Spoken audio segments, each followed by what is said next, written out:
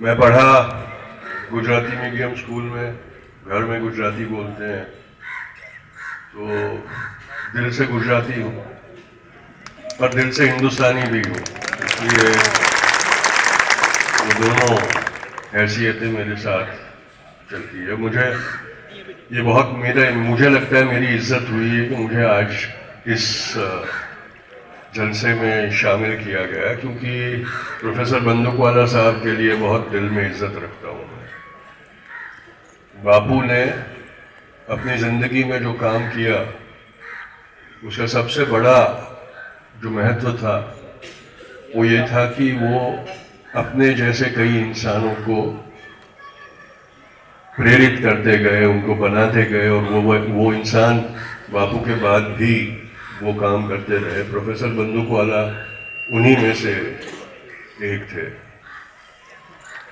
जो दिया बोलते हैं ना, दिया जलता है, खुद तो जल जाता है लेकिन दुनिया को रोशनी देता है। ऐसे लोग बहुत कम होते हैं, उनमें से ही एक इंसान ने जो काम किया उसके कारण आज हम लोग सब यहाँ जमा हुए। यहाँ लोगों ने इल्म और एजुकेशन के बारे में बहुत बातें की, लेकिन आज इंसानों के लिए सबसे बड़ा अगर कोई मुसीबत खड़ी की है तो जिन लोगों को हम पढ़ा लिखा समझते हैं उनके कारण है। क्योंकि आज पढ़े लिखे होने की जो एक डेफिनेशन है वो बदल गई। पढ़ा लिखा होना यानी सिर्फ जो पढ़ सकते हैं और जो लिख सकते हैं उनको हम पढ़ा लिखा समझने लगे। इल्म का मतलब सिर्फ पढ़ना या लिखना नहीं होता, इंसानियत को उजागर करना असली इल्म होता है, और आज हम कहीं ना कहीं वो भूल गए। और इसलिए मैं समझता हूं कि आप जरूर चार्टर्ड अकाउंटेंट बनिए, डॉक्टर बनिए, इंजीनियर बनिए, वकील बनिए, जो भी आपके दिल की तमन्ना है वो पूरी करें जरूर। लेकिन अगर आप इंसान नहीं बनते, अच्छे इंसान नहीं बनते, तो आपकी डिग्रियों का कोई फायदा नहीं। पढ़ाई लिखाई जो आपको करने को मिल रही है, अगर इंसान बनाती है आपको तो वो उसकी सफलता हो।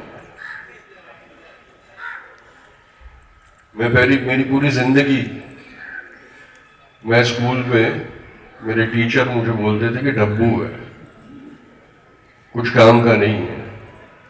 मुझे सिर्फ एडमिशन इसलिए मिलता था कि वो स्कूल और कॉलेज में वो बापूजी के परपोते को एडमिशन देना चाहते थे। तुषार गांधी को कोई मानता नहीं था। मेरा रिजल्ट देखते थे तो बोलते थे कि यार इसको तो नहीं दे सकते एडमिशन। फिर उनको पता चलता था कि गांधी जी का परपोता है तो बोले हाँ, गांधी जी के परपोते को एडमिशन मिलेगा। इसलिए मैं पढ़ लिख के बड़ा हो सका। हाँ, वैसे तो बड़ा हो गया। सबको यकीन नहीं होता, जब मुझे देखते हैं तो उनको मेरे अंदर बापू की कोई भी झलक नहीं दिखती, निराश हो जाते हैं बेचारे। अब भगवान ने जैसा मुझे बनाया वैसा हूं, क्या कर सकता हूं। पर ये मैं जरूर जानता हूं कि जो मुझे विरासत मिली है उससे कई लोगों को प्रेरणा मिलती है, वो प्रोत्साहित होते हैं, और ये मेरा काम है कि मैं वो करूं, ठीक से दिखाऊं सबको। ये मुझे बहुत अच्छा लग रहा है कि यहाँ मुझे लड़कियां बहुत ज्यादा दिखाई दे रही है। जब भी मैं स्कूल कॉलेजों में जाता हूँ तो मैं देखता हूँ कि लड़कियों की तादाद बहुत ज्यादा दिखती है उसमें। एक चिंता सिर्फ ये होती है कि उसमें से कई लड़कियां होती है जो स्कूल और कॉलेज में सिर्फ शादी होने के इंतजार के लिए जाती। वे शादी होने तक हमको कुछ करना है, घर में बैठे क्या करेंगे, इसलिए चले जाते हैं। शादी हो जाएगी तो हमारी असली जिंदगी शुरू हो जाएगी। ये सही नहीं है। आप जो पढ़ाई लिखाई कर रहे हैं वो अपने लिए कर रहे हैं और अपने परिवार के लिए करते हैं, क्योंकि लड़का जब पढ़ा लिखा होता है तो वो नौकरी करता है, और लड़की जब पढ़ी लिखी हो जाती है तो उसके परिवार को वो पढ़ाती है, लिखाती है, बड़ा करती है। इसलिए ये बहुत जरूरी है कि ये जो महत्व है वो समझे। और मैं इसमें ये नहीं कहता कि लड़कियों ने घर में रहना चाहिए, परिवार का काम करना चाहिए। करियर के साथ साथ भी एक साथ सब काम हो सकता है, जो अंग्रेजी में कहते हैं मल्टीटास्किंग। जिसको मल्टीटास्किंग का असली कोई अगर एग्जाम्पल है तो वो माँ है। और जो माँ काम करती है, नौकरी करती है, वो तो और भी उसकी मिसाल बन जाती है, क्योंकि वो नौकरी भी संभालती है, करियर भी संभालती है और परिवार को भी संभालती है। बाप घर पे आता है, कहता है दफ्तर में आज बहुत थक गया हूं, अब मुझे आराम की जरूरत है, घर तुम संभालो। माँ दफ्तर से आती है, दफ्तर में चाहे कितना भी काम किया, घर आके परिवार की सेवा में लग जाती। वो असली मल्टीटास्किंग है। और ये महत्व हमने समझना बहुत जरूरी है। मैंने मेरी बात शुरुआत करने से पहले ये कहा कि हम पढ़े लिखे तो होंगे, लेकिन इंसान बनना बहुत जरूरी है। मैं इस ऑर्गेनाइजेशन को बहुत बधाइयाँ देता हूं कि इतना बेहतरीन काम, क्योंकि ये इन्वेस्टमेंट है हमारे फ्यूचर में, हमारे आने वाले कल के लिए आज लागत की जा रही है, ताकि हम एक बेहतर कल प्राप्त कर सके। लेकिन कौम का मतलब आज हिंदुस्तान के लिए अगर मायने रखता है तो कौम का मतलब हमने इंसान की कौम करना बहुत जरूरी है, सबको अपने गले लगाने की। क्योंकि आज हिंदुस्तान वापस पट रहा है और ये बहुत बड़ा खतरा हमारे लिए। मैं हर रोज मेरे ऊपर अटैक्स होते हैं। कल ट्विटर पे मेरे नाम पे क्या चलेगा मैं जानता हूं। कहेंगे देखो जिहादी एजुकेशन जिहाद में गया था, कहते हैं ना लव जिहाद, आईएएस जिहाद, ये जिहाद वो जिहाद। आज के प्रोग्राम के बारे में जब सोशल मीडिया पे न्यूज जाएंगे तो कहेगा देखा हमने कहा था जिहादी एजुकेशन जिहाद में गया था। पर ये जिहाद पूरे इंसानों के लिए चलाना बहुत जरूरी है, क्योंकि ये कल की जरूरत है हमारे लिए। और ये जो नफरतबाज हमारे अंदर कामयाब हो गए हैं आज, उनको अगर हराना है हमने और इस नफरतों के दौर को मिटाना है तो उनसे नफरत करके हम नहीं जीत पाएंगे। क्योंकि नफरत का सामना अगर नफरत से करते हैं तो नफरत ही बढ़ेगी, नफरत का जहर ही हमारे बीच में बढ़ता जाएगा और वो हम सबको मार डालेगा। अगर नफरत का मुकाबला करना है तो मोहब्बत से करना पड़ेगा। सबसे मोहब्बत करना सीखेंगे तभी जाके हम असली तरीके से इंसानियत की मदद कर पाएंगे। और इसलिए हमने जरूर ये समझना चाहिए कि कौन नफरत के दलाल है और कौन मोहब्बत के फरिश्ते। और उस जज्बात, मोहब्बत के उस जज्बात को हमने सबको गले लगाना चाहिए। सही मायने में अगर इल्म कुछ होता है तो ये हमें समझाता है। हमारे दिमाग में वो मिंटोस की एडवर्टाइजमेंट का स्लोगन है ना, दिमाग की बत्ती जला दे। वैसी दिमाग की बत्ती जला दे, वैसा एजुकेशन हमको मिलना बहुत जरूरी है। और यही चीज में अगर कुछ हेल्प हो सकती है, कुछ मदद हो सकती है, क्योंकि ऐसे कई बच्चे हैं हमारे समाज में जो सपने तो बहुत देखते हैं पर उनके सपनों को साकार करने की क्षमता उनके अंदर नहीं होती।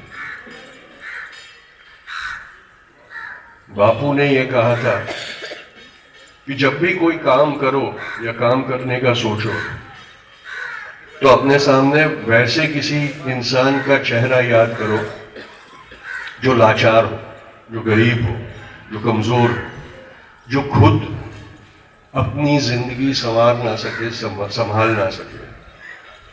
और फिर ये सोचो कि जो करना चाह रहे हो उससे उस इंसान की जिंदगी को कोई फर्क पड़ेगा या नहीं। क्या वो आज जो है उससे कल बेहतर हो पाएगा और अपनी जिम्मेदारी खुद निभाने के लायक बन जाएगा। और अगर वो सवाल का जवाब हाँ है, तब समझना कि जो आप काम करना चाहते हो कोई मायने रखता है, वरना यह समझना कि तुम अपनी दिल की तसल्ली के लिए कुछ करना चाहते हो जिसका कोई मतलब नहीं है, किसी को फर्क नहीं पड़ता। ये जो काम यहां हो रहा है वो वही उसी सीख पर से प्रेरणा लेकर काम किया जा रहा है। तो जो लोग सपने तो देख, जो युवा सपने तो देख सकता है लेकिन उन सपनों को साकार नहीं कर सकता अपनी क्षमता से, अपने बलबूते से, उनको वो सपना साकार करने की मदद करते हैं। लेकिन इस काम का सबसे बड़ा अगर सक्सेस कुछ होता है तो ये है जब आप लोग जिनको ये मदद आज होने वाली है वो ये वादा करो कि जब अपनी जिंदगी संवार लोगे, अपनी जिंदगी सुधार लोगे, अपना मकसद हासिल कर लोगे, अपना जो मकाम ठहराया है अपने वो हासिल कर लोगे, तब आप जैसे ही किसी एक बच्चे को आप उसका सपना साकार करने में मदद करेंगे। ये जिम्मेदारी लेने का वादा अगर आप लोग करते हो तो ही ये जो काम हो रहा है वो चलेगा आगे, वरना ये चल नहीं सकता। हाँ, जब तक जिद है वो करते रहेंगे, लेकिन असली में आज आपके अंदर जिम्मेदारी के बीज बोए जा रहे हैं और उस जिम्मेदारी के बीज को आपने अपनी मेहनत, अपनी जिद, अपने लगन और अपने दिलों की सच्चाई से पानी सींचना होगा और उसको एक बड़ी फसल पैदा उसमें से करनी होगी, ताकि आने वाले कल में आप लोग यही जिम्मेदारी दूसरों के लिए उठाएं और इसी तरह किसी और का हाथ पकड़ने के काबिल अपने आप को बनाएं और इसे अपनी जिम्मेदारी समझें। मेरा बेटा वकील है। जब वकालत की कॉलेज में उसने एडमिशन लिया तो मुझे आके उसने पूछा कि पिताजी मैं वकालत की कौन सी लाइन में जाऊं ताकि मैं जल्द से जल्द एक पोर्शे गाड़ी खरीद सकूं। तो मैंने कहा कि चोर उचक्कों का बचाव करने लगो, खूनियों को निर्दोष साबित करने लगो, तो जल्दी से जल्दी पैसा आ जाएगा और जल्दी से जल्दी पोर्शे गाड़ी आ जाएगी। वो जानता था कि उसका बाप थोड़ा सरफिरा है, इसलिए मेरे सामने उसने देखा और कहा पिताजी सीरियसली पूछ रहा हूं। मैंने कहा मैं भी सीरियस जवाब दे रहा हूं। फिर 2-3 दिन के बाद वापस आया, बोले पिताजी प्लीज मुझे बताओ। मैंने बोला देख तेरे को गाड़ी, महंगी गाड़ी लेनी है तो जो लोग कसूरवार है उनको बचाएगा तो तुझे पैसा मिलेगा, महंगी गाड़ी खरीद सकेगा तू। आज मेरा बेटा ह्यूमन राइट्स का लॉयर बना हुआ है और मैं हमेशा उसको पूछता रहता हूं कि तेरी पोर्शे में मुझे कब घुमाने ले जाएगा, पर कोई आसार दिखते नहीं है कि वो देगा। ये जरूरी है, ये समझना जरूरी है कि हमारी कामयाबी क्या होती है। हम कामयाबी को मटेरियल चीजों के साथ जोड़ लेते हैं और ये समझते हैं कि ये सारी चीजें आ जाए तो मैं कामयाब हो जाऊंगा। हाँ वो कामयाबी है, मैं मना नहीं करता, लेकिन असली कामयाबी उसमें है कि आपकी जिंदगी ने कितनी और जिंदगियों के ऊपर असर छोड़ा है और ये असली नॉलेज हमारे अंदर होना बहुत जरूरी है। ऐसे बहुत सारी मिसाल हमारे सामने है जिन्होंने अपनी जिंदगी में दूसरी जिंदगियों को उठाया, उनके चलने के काबिल किया, उनको दौड़ने के काबिल किया, उनके सपने उन्होंने पूरे किए। मैं जानता हूं एक लड़की को, उसकी माँ घरों में नौकर का काम करती थी, कहीं झोपड़ियों में रहती थी। मेरी पहचान में कोई है, उन्होंने ये किया है इसलिए मैं ये बात कर सकता हूँ। उस लड़की को उन्होंने पढ़ाया, सॉफ्टवेयर इंजीनियर बनी, वो अपनी काबिलियत से बनी, लेकिन किसी ने उसकी मदद की। उसे टाटा कंसल्टेंसी सर्विसेज में नौकरी मिली और एक दिन उसने जिस जिस लेडी ने उसको पढ़ाने में मदद की थी, उसको फोन किया और बोले मैं लंदन ब्रिज के सामने खड़ी हूं, जिस जगह को मैंने सपने में भी देखने की हिम्मत कभी नहीं की थी, उस जगह पे मैं आज सिर्फ तुम्हारी मदद के कारण पहुंची। ये जो फर्क आप करवा सकते हैं, आपको मामूली लगेगा, आपको शायद लगेगा कि मैंने क्या किया इसमें, लेकिन जिसके लिए वो हुआ है उसकी जिंदगी में वो बहुत मायने रखता है। ये समझ अगर हम में आ जाए तो हम जिंदगियां बदल सकते हैं। और आज वही जरूरत है। अगर इस मुल्क को हमने वापस, जो हमारे मुल्क को बनाने वालों के सपने का मुल्क था, उस राह पे वापस लाना है तो हमें जिंदगियों को बदलना होगा, हमें अपनी जिम्मेदारियां निभानी होगी। हमने आज अपनी जिम्मेदारियां भुला दी है। इसका नतीजा हम आज देख रहे हैं कि हमारा मुल्क किस मंजिल की तरफ अग्रसर है। मेरे जैसे लोग तो अब कुछ चंद साल जिएंगे, इस मुल्क को क्या होता है उससे हमें कोई फर्क नहीं पड़ने वाला। लेकिन मेरी एक जिद है कि मेरे जीते हुए ये मुल्क बदले ना बदले, लड़ता रहूंगा, क्योंकि शायद मेरे बच्चों, मेरे पोतों की जिंदगी में ये मुल्क वापस जैसा होना चाहिए था वैसा हो जाएगा, उसमें मेरा कुछ स्वभाव होगा। ये करना बहुत जरूरी है। कहा गया कि मैं भारत जोड़ो यात्रा में जाने वाला हूं, मैं पहले भी गया था। मेरे जाने न जाने से कोई फर्क नहीं पड़ने वाला, क्योंकि आज तोड़ने वाले ज्यादा हावी है जोड़ने वालों से। लेकिन उन तोड़ने वालों को नाकामयाब अगर करना है तो हमने उतनी ही जिद से मोहब्बत का फेविकॉल लगाना होगा हिंदुस्तान को, भारत को, तभी जाके वो बच पाएगा।